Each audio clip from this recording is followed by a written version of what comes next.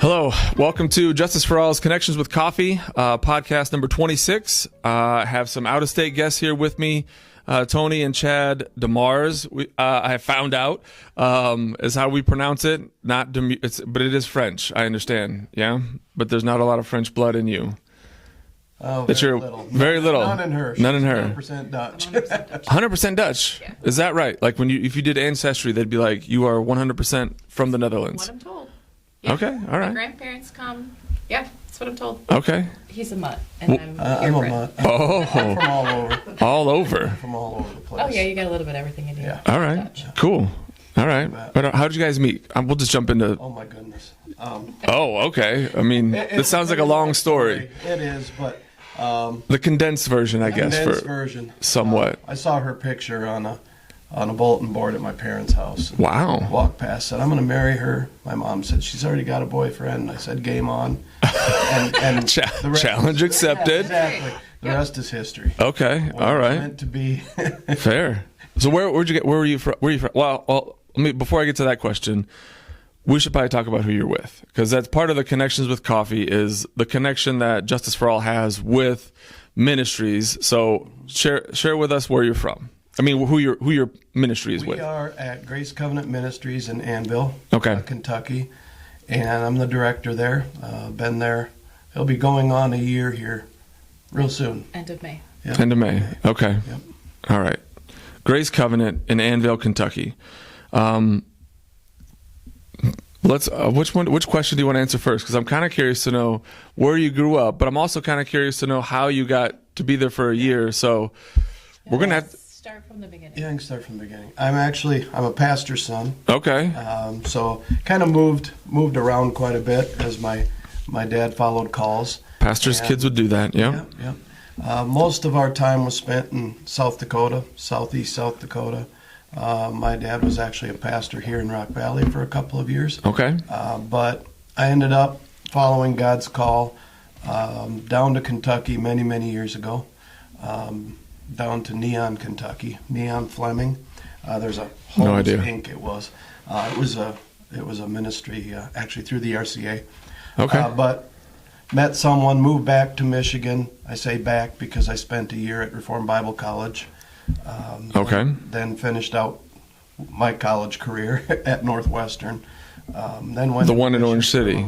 Yeah. Okay. Yeah. All right. Yeah. So kind of I've been all over. Yeah. I ended up landing in West Michigan, and that's where I met her. My parents moved up there and answered a call to a church. Okay. So we've been there. Let's see. I've been there going on 30 years. So I was about my early 20s. Yeah. when I moved up there. So Okay. yeah, we've been West Michigan, like Holland, Michigan, or Allendale. Yeah. Okay. I mean, I'm vaguely familiar with Western Michigan, like real vague. Yeah, north of Zeeland, about 8-10 miles. Yeah. We're part of Grand Valley University. I have. Okay, Yeah. that's in our backyard. Okay. All right. Okay. All right. Yeah. So, what's your story? Yeah. Well, I was gonna say maybe. How about? Ministries. Well, how'd you guys? What's your story a little bit then? We heard some background of you and the pastor's son, and because at some point you walked by, because we heard earlier you walked by a bulletin board, saw her. Yeah.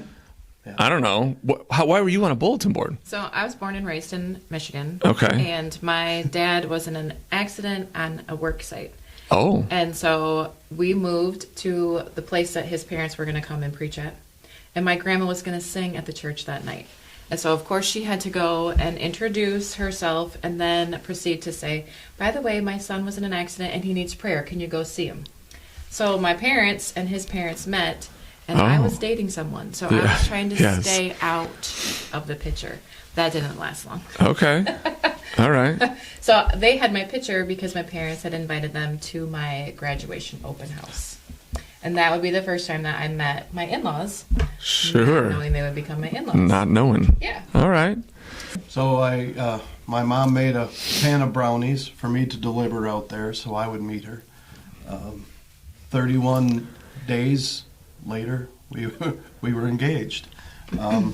Wow. Yeah. When you know, you know. I mean, That is When you know you that is and I knew. that's quick.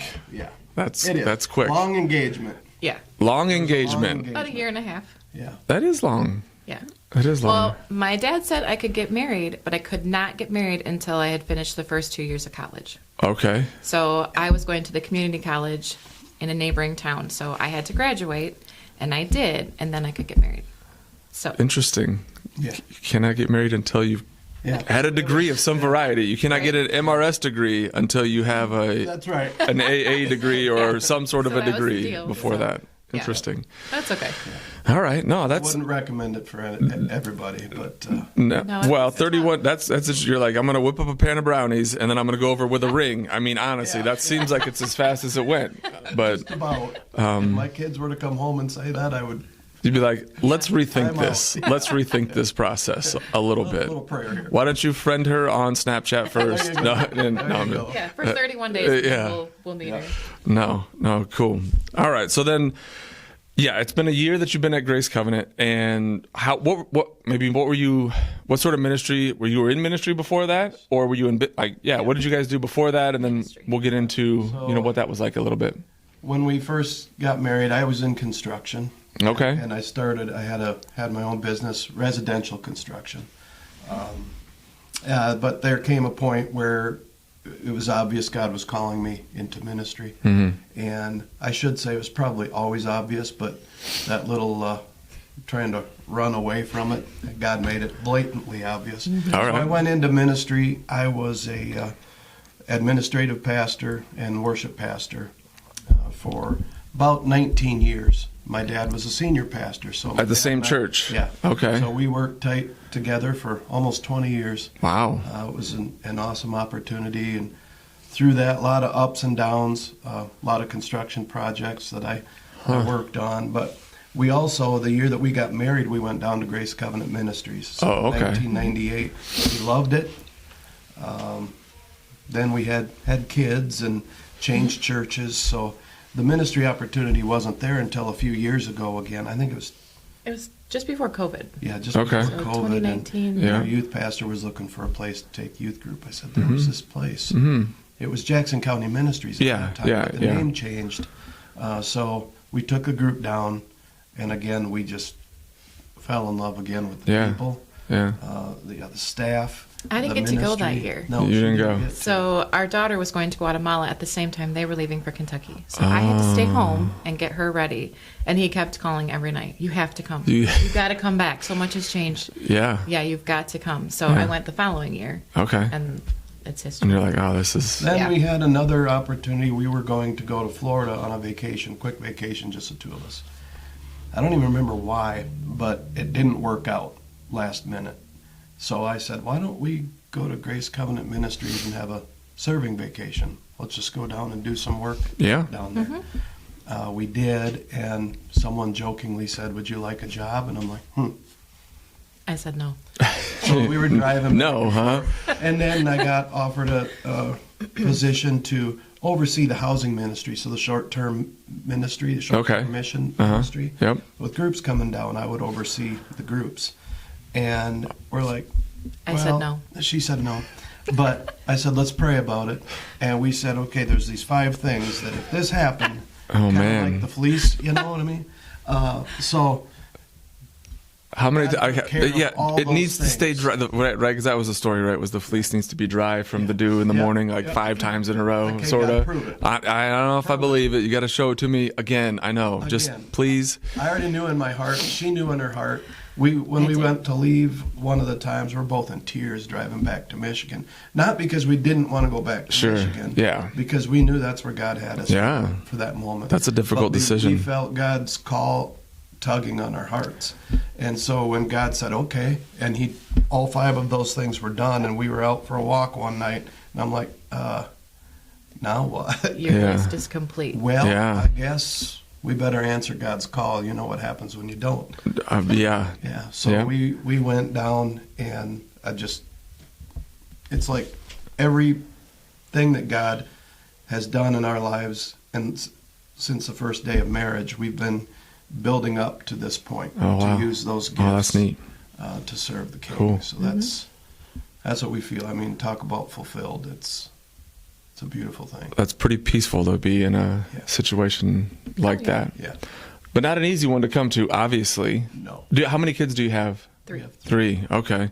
And they were all at probably some variety of age in there that you're looking at driving down, and you're doing part-time work there, and you're like, I would assume they're in school at somewhere. It's like, these are hard decisions to come to. Our oldest is 24, our middle is 22, and our Okay. youngest is 19. Okay. And so 2 of the 3 are married, and 1 is not currently. And so it was kind of hard in the beginning, but then when everybody was married, and it's like, you are adults.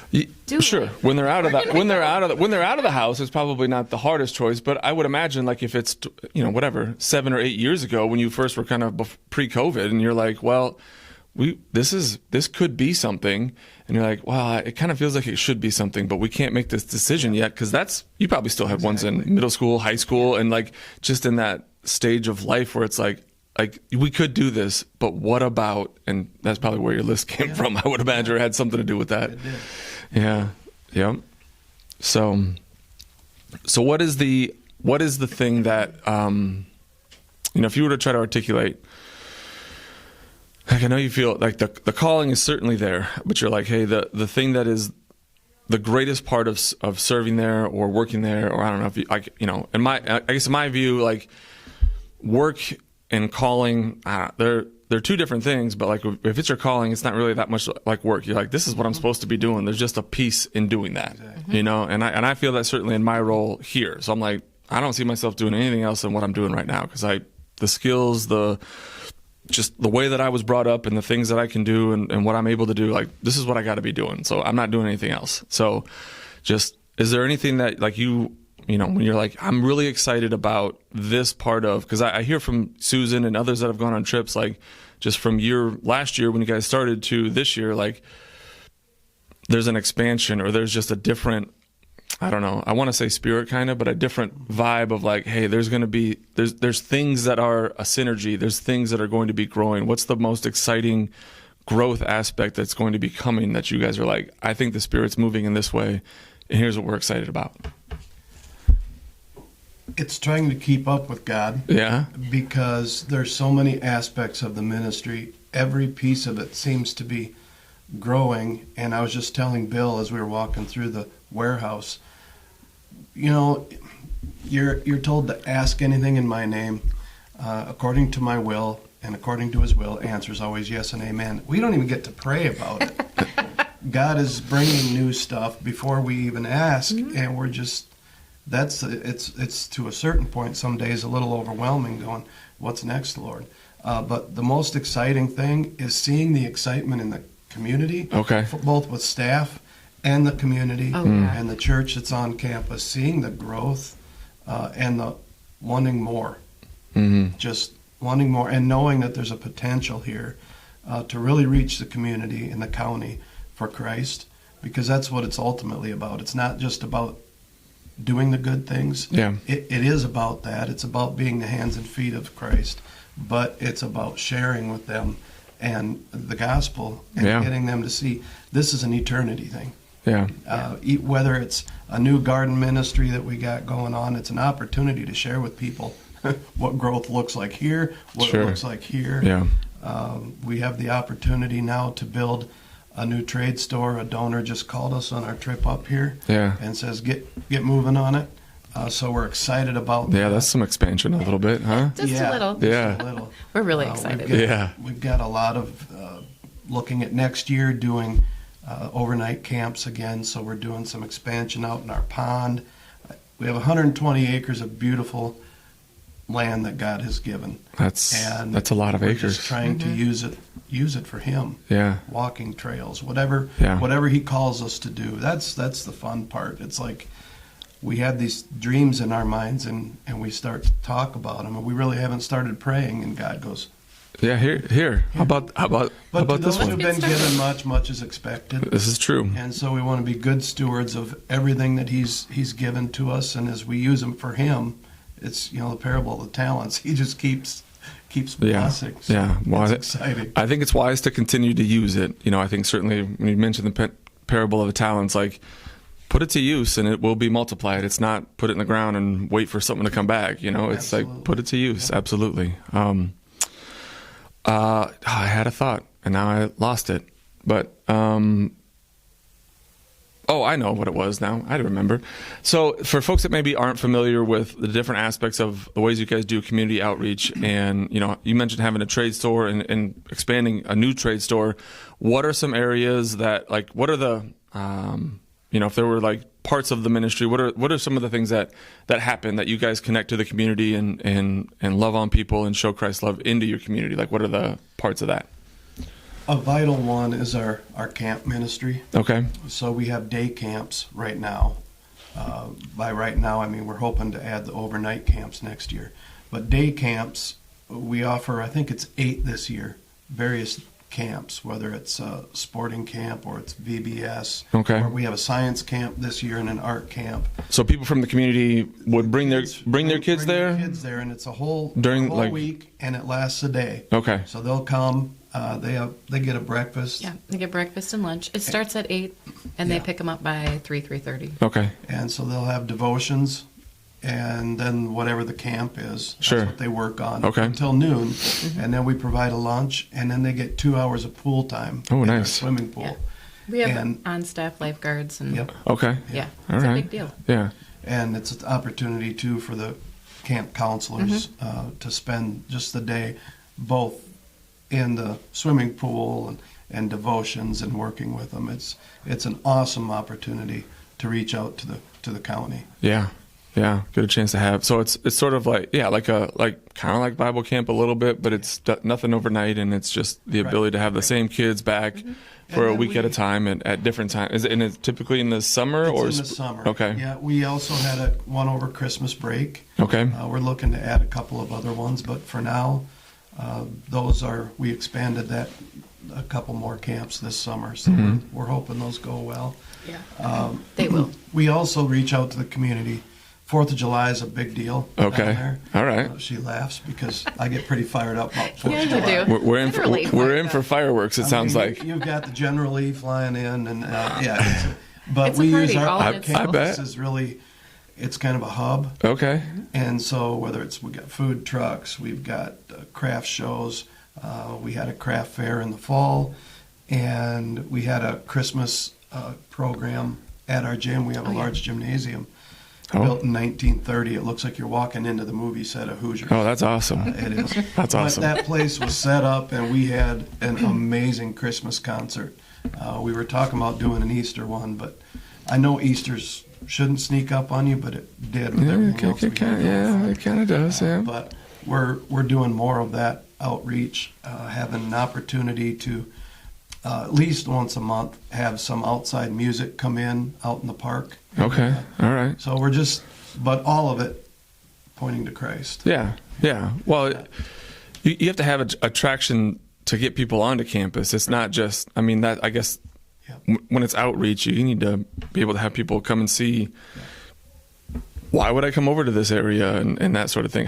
Maybe one of my thoughts is, how big is the area? Like Jackson County, Annville, like what's the population size are we looking at? 30,000. Okay. So that's, No. I've not been out there yet. I'll get out there. Sure. I Because looked there's it a up. lot of population that's not accounted for because they are literally down in hollers. Oh, They don't okay. come out. They're like, I'm not going to a place No. to be counted for anything. No, and they don't want to be. They want to live life just how they want, and they don't want anybody else to interfere. Okay. All We right. have a lot of that. Interesting. Yep. Yeah. It's a very, I wouldn't say private, but when you have a family holler, a family valley, you could say, they sometimes keep to their own. Mm-hmm. So reaching out and breaking down walls starts really giving them, like you were saying, a safe place to come to. Yeah.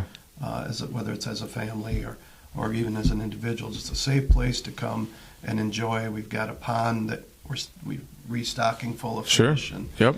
so just making it a safe place for families is important. Yeah. Yeah. I know, that's cool. So being a hub, being a place where people can know that it's not going to be, pressure or worried about something, but just to be like, hey, we can come out of the area, connect with someone else, and just be available to do that. And I think at least from what I've heard, like I said, I haven't been out there yet. I will get out there at some point, but just the ability to have a place for resources, like the place to go buy resources. It seems like whenever, like we try to get whatever we get in here, there's a list of places that it can go, and we can only ship out kind of what we get in, as you kind of have kind of walked through back there a little bit. All right, so we do, the trade store was something that you guys had mentioned was a big part of, reaching out to the community and having things from this area go to that area to fund part of the pool and fund other things that are available to Jackson County and Annville and that area. We also do service and learning trips as part of our ministry. I know Susan and Paul have been there the last couple of years. I know Nick's been out there last year, and we have had groups go out there the last few years.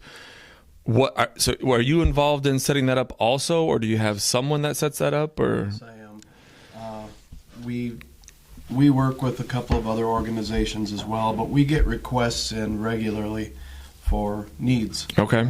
Needs working at houses, and where anything from putting a new bathroom in or a bathroom in for the first time. Oh. Floors that have last year, Justice for All came down and had 2 groups. And that was good because we had a huge job for them. And Okay. that was somebody who, Janet and Barry, they had various contractors and other people come out, and their house was condemned. Oh boy. And this is where they had lived. Barry had been there all his life. And so what are we going to do? Well, we crawled underneath it. We saw it needed a whole new support beam, needed a new floor, needed a lot of work. And the right guys, God brought the right guys for the job. Yeah. Right guys and gals, because there was a lot of cleanup that went on, a lot of work. And so they got a new kitchen. They got a bedroom to sleep in. They got appliances that they hadn't had. It was just a beautiful thing seeing. And so much of the stuff that we provided them with in their house came from you. Oh, really? It was just a full circle, being able to see it put to use. So is there these are people who you've gotten to know in the community and in the area that are connected to Grace Covenant, or how did you get to know them? Or call with needs, knowing that we will that you can help. the services, Okay, all right. That we will help them out. We have some guys that we go out and we do work at houses as well. Sure. We help them out. Don't charge the labor. Mm-hmm. We try to get them to help supply materials. Yeah, I would imagine that'd be a cost. With other organizations that help to supply those materials. We try to do it for nothing if we can, of course. But handicap ramps. So when we have groups come down, Sue's great with giving us here's the skill level. Yeah. This is what's coming down. Yeah. Some groups we don't know for sure. Until they get there. So I got a little list of these are some jobs we got to get done. And then we try to, once a group gets there, match them up a little. Where their skills, where their gifts are at. How many different places, like how many different groups come from different areas on a given year, would you say? On a given year, anywhere from 8 to 14. Okay. Yeah. So it depends on the year. It depends. Yeah. One a Churches are month kind of ish. Cycles. Yeah, this year we've got a couple months that we've got 2 groups back to back, and they also come to help out with the camps. Okay. So like VBS. Oh, okay. So that's kind of nice too, then, huh? Yeah. Depends on the size of the group. We've got some coming from Michigan, Iowa, Minnesota, Illinois. and Illinois this year. Okay. Last year there was a group from Pennsylvania. Yep. And, right? Yeah, Pennsylvania. Okay. And we're starting to get a whole lot more requests for information. Oh, so we're working hard we got a new website. Okay. We're working hard on getting more information out there, putting videos together. Word of mouth is moving a little bit. I guess what's interesting is when I started, I've been at JFA for 11 years, and when I started, it seemed like there was the going on short-term missions was moving, at least domestically is what I'll probably say. Domestically was kind of moving in a downward trend, just in the sense of there were a lot of people who were like going to Guatemala or going to Haiti or going to places where there was obviously need, and not that there's nothing like, yes, those are needs, like go to those places too. Like there's so much need in the world, you can't necessarily rank one above the other. But we had seen, because we Justice for All have been doing short-term missions since, I don't know, early mid-'80s. So it's been a long time that we have seen some of our trips that we typically go on start to wane, and we're like, I don't know, is this something that we should keep doing? But we just felt like we need to have this be an opportunity for people that can't afford to go to some of those other places, because it's a decent cost to go to an international place. We ourselves have served in Guatemala several times. And so we understand it's a different kind of need. Yeah. But there's this mentality that it's the United States. Everybody has opportunity here. There is some of that. Yeah. There are pockets throughout this country. I had a gentleman ask me yesterday after I had shared at a church, and he said, "So these people can't make changes?" I said, "Well, it's not that they can't necessarily, but when you've lived as a family in this holler for generations and generations and generations, you don't just give that up. You don't just leave that. I mean, this is your home." Right. But I drive through Sioux Center, Rock Valley. Rock Valley, I haven't been here in over 20 years. Yeah. And I'm telling her, look at all the industry here. It looks a lot different than it did 20 years ago. In and out. And you can't get a semi in and out of Annville very easily. I would imagine not. It's quite the trip. Yeah. We have to have people stopping traffic up on the road because you can't just get up and down the hill. So it's not a place for industry. Yeah. The tobacco fields are no more. Are done. Coal is not there. The lumber is not there. So it's just a different area with different needs. Yeah. So we're glad that it seems that interest is going back up. Sure.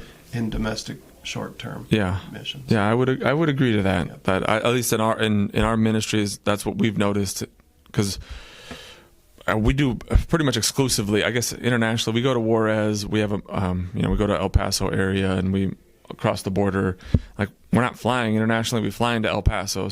But it is, I guess, technically international. But the cost is a lot less than going international and all of that. But the need is certainly there for a lot of places. And just, hey, why don't they just change? Just pick up and move. Anything that you've ever known. How hard can that be? When you don't have to do it, it sure sounds like an easy thing to say. Yeah.